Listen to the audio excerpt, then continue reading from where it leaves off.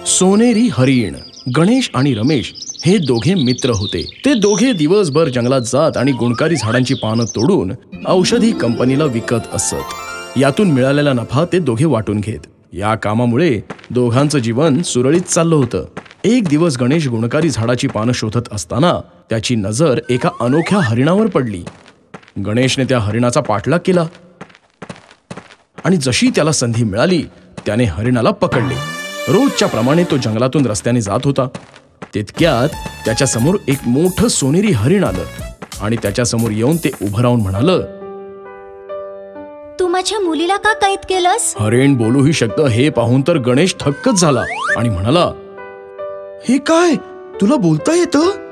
तेवढ्यात हरिण म्हणालं, हो, मी बोलू शकते. मी जादुई हरिण आहे आणि तू जिला कैद केलं आहेस ती माझी मुलगी आहे. जर तू एक जादुई हरिण आहेस तर या जंगलामध्ये काय करतायस? गणेशने विचारलं. मी आणि माझं कुटुंब याच जंगलात राहतो आणि हेच आमचं सगळं काही आहे. तू कृपा करून माझ्या मुलीला सोडून दे.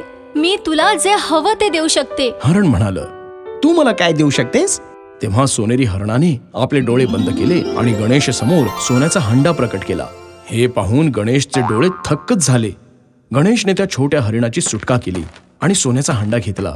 गणेश सोन्याचा हंडा घरी परत घेऊन येत असताना हंड्यातून एक सोन्याचं नाणं जमिनीवर पडलं असता ते रमेशच्या लक्षात आलं. रमेशने त्याचा पाठलाग केला. गणेश घरी आला आणि त्याने सगळी हकीकत बायकोला सांगितली. तर तिने सोन्याचा हंडा घरात लपवून ठेवला. सोन्या चांदीचा हंडा पाहून रमेश सैरावैरा झाला. लगेच त्याच्या डोक्यात एक कल्पना आली की त्याला सुद्धा एक असा हंडा हवाय.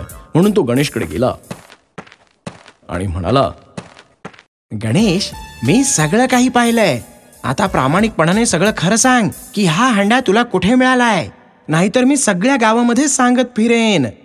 आता गणेश समोर काहीच पर्याय नव्हता. त्यामुळे त्याने सगळी हकीकत रमेशला सांगितली आणि त्यानंतर रमेश जंगलामध्ये सोनेरी हरिणाच्या शोधात निघाला. खूप वेळानंतर रमेशला सोनेरी हरिण दिसलं. रमेश हळूच त्या हरिणाजवळ गेला. तिला तो पकडणार तेवढ्यातच कुठून तरी एक वाघ तिथे आला आणि जोर जोराने वाघ डरकाळी फोडू लागला. वाघाचं भयानक रूप पाहून रमेश घाबरला आणि इकडे तिकडे पळू लागला. वाघ आणि हरिण त्याच्या मागे धावू लागले.